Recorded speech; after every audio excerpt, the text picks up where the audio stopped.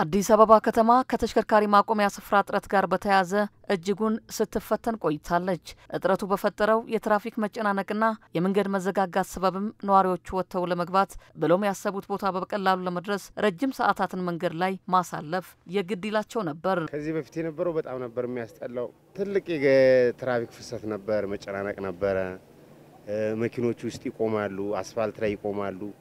በጣም ነበር የሚያስጠላው። ሰውና መኪና አንድ ላይ እየተገፋፋ ነበር የሚያልፈው። በፊት ሾላ ገበያ መምጣት እኔ ያልወድም ነበር። መኪና ይዤ ወደዚህ መምጣት መቆሚያ ቦታ ስለማይገኝ በጣም እንቸገር ነበር በጣም። ምክንያቱም አስፋልት ዳር ላይ ነው የምናቆመው፣ መንገዱ ይጠባል። ለአደጋ የመጋለጥ እድላችን በጣም ሰፊ ነው። የእግረኛ መንገድ ላይ የሚቆሙ በጣም ብዙ መኪኖች ነበሩ። አዲስ አበባ ከተማ አስተዳደር ይህን መሰል የትራንስፖርት ችግር ለመቅረፍ ብቻም ሳይሆን የወደፊቱን ታሳቢ ያደረገ መሰረተ ልማት በማሟላት ላይ ይገኛል። በተለይም ከተማዋን የዘመነችና ለኑሮ ምቹ ለማድረግ የትራንስፖርት አገልግሎቱ ላይ ልዩ ትኩረት ሰጥቷል። በርካታ ዘመናዊ የተሽከርካሪ ማቆሚያና ምቹ የሆኑ የአውቶቡስና የታክሲ መጫኛና ማውረጃ ተርሚናሎች በከተማዋ ተገንብተዋል። በከተማዋ የተገነቡ ዘመናዊ መንገዶች፣ የተሽከርካሪ ማቆሚያና ተርሚናሎች በዘመናዊ ዲጂታል ቴክኖሎጂ የታገዘ የትራንስፖርት ስርዓት እንዲኖር አስችሏል። በቅርቡ ተመርቆ አገልግሎት መስጠት የጀመረው የካ 2 የተሽከርካሪ ማቆሚያ ከነዚህ መካከል ይጠቀሳል።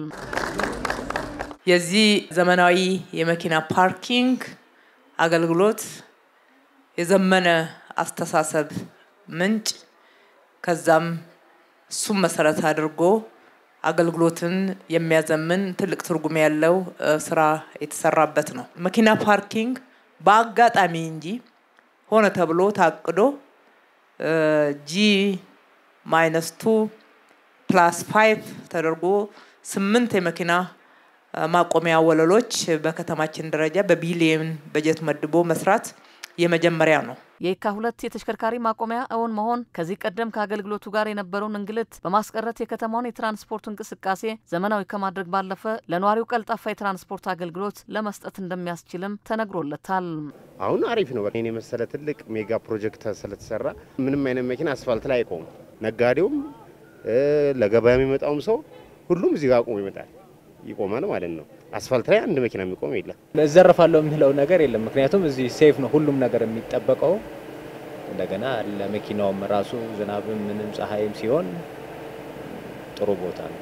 ይሄ ፓርኪንግ በጣም ትልቅ ነገር ነው ያቀለለው። ብዙ ለውጦችን እያየን ነው። ከተማው ላይ ስማርት የመሆን ነገሩ በጣም እየሰፋ መጥቷል። አካባቢው ላይ ደግሞ ይበልጥ ደግሞ ውበቱን ጨምሮታልም ፓርኪንጉ ይበልጥ ደግሞ ጽዳቱንም ጨምሯል። የከተማውን ውበት የከተማውን ጽዳት በጣም እንዲጨምር ደግሞ አድርጓል። የተሽከርካሪ ማቆሚያ የተገነባበት ስፍራ በርካቶች የሚያዘወትሩት ገበያና የንግድ ማዕከል በመሆኑ ለከተማው የንግድ እንቅስቃሴ የጎላ ሚና ይኖረዋልም ነው የተባለው።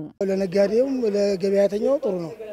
ገበያተኛው እንደ ልቡ መጥቶ መኪና ፓርክ አድርጎ ይጠቀማል። ሚላ ሰፈሩ ፎብሏል፣ አሪፍ ነው። ፓርኪንግ መሰራቱ በጣም ከፍተኛ ጥቅም አለው። ሜቢ 1000 መኪናም ሊይዝ ይችላል፣ ከ1000 መኪና በላይ ሊይዝ ይችላል። ይሄ በጣም ጥቅም አለው። እንደ ልማትም ደስ ይላል፣ ጥሩ ነው።